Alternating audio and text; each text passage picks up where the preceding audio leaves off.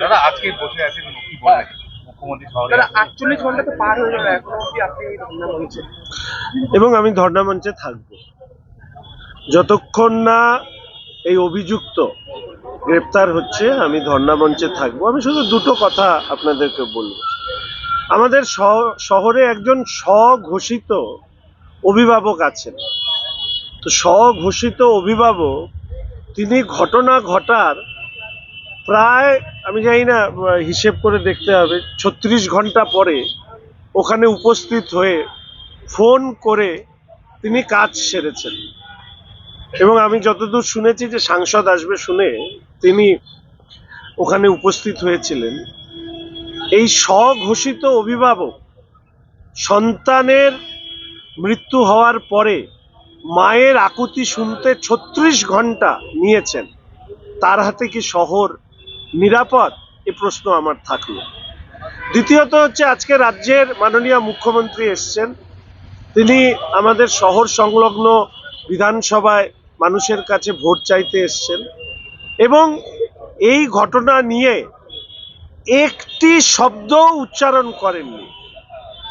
আমি যতদূর শুনেছি যে অভিযুক্তের সাথে শাসক দলের কোনো ধরনের যোগাযোগ আছে, ফলে শাসক দলের এই যোগাযোগ থাকার দরুন অভিযুক্তকে বাঁচানোর জন্য কিংবা অভিযুক্তকে আড়াল করবার চেষ্টা করা হচ্ছে কিনা, যার জন্য এই কথা মাননীয় মেয়র সাহেব বলেছিলেন যে আমি রাজনীতি টানতে চাই না, কিন্তু ঘটনাচক্রে আমরা যতটুকু খবর পেয়েছি সেটা হচ্ছে যে অভিযুক্ত পরিবারের সাথে শাসক দলের যোগাযোগ রয়েছে এবং স্থানীয় তৃণমূল কংগ্রেস নেতৃত্ব তারা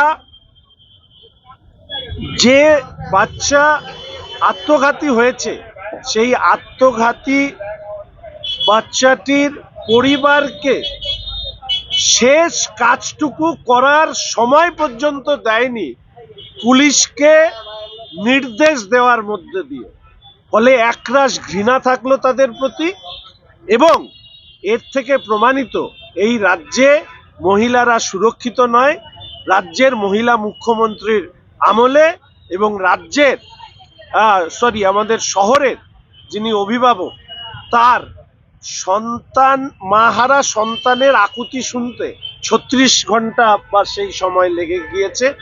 আমার শহরের মানুষ সংবেদনশীল, তারা নিশ্চিতভাবে বিচার করবেন। আজকে জাস্টিস ফর প্রার্থনা বলে আমি আবেদন করেছি মানুষকে রাস্তায় যতটা সম্ভব প্রতিবাদ জানাতে, শিলিগুড়ি শহরকে সুরক্ষিত রাখতে, শিলিগুড়ি শহরে সংবেদনশীল সচেতন নাগরিকদেরকে রাস্তায় নামবার অনুরোধ বা আবেদন রাখছি। দাদা আপনি এইভাবে বেশ দুদিন হলো বসে আছেন, আপনার তো আপনি প্রার্থী বিজেপি, সেক্ষেত্রে আপনার ভোটে প্রচার একদম বন্ধ হয়ে রয়েছে, সেটার প্রভাব কি আপনার?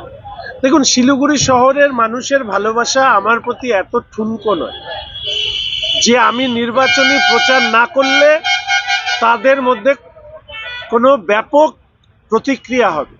365 দিন যে ছেলেটিকে রাস্তায় দেখতে শিলিগুড়ির মানুষ অভ্যস্ত, স্কুটি নিয়ে ভ্যানওয়ালা, রিক্সাওয়ালা থেকে মধ্যবিত্ত উচ্চবিত্ত মানুষ, তারা জানে শঙ্কর অন্যায়ের প্রতিবাদ করে। ফলে আজকে আমি একটি মেয়ের প্রতি যে অন্যায় হয়েছে, অভিযুক্তকে গ্রেপ্তারের দাবিতে যে প্রতিবাদ করছি, সেটা শুধু তার পাশে থাকার জন্য নয়, পরিবারের পাশে থাকার জন্য নয়, তার পাশাপাশি শিলিগুড়ি শহরের মেয়েদেরকে সুরক্ষিত রাখবার জন্য আমার মনে হয়েছে ভোট প্রচারের থেকেও এই অবস্থান এবং অভিযুক্তকে গ্রেপ্তারের দাবিতে যে আমাদের আন্দোলন চলছে সেটা গুরুত্বপূর্ণ।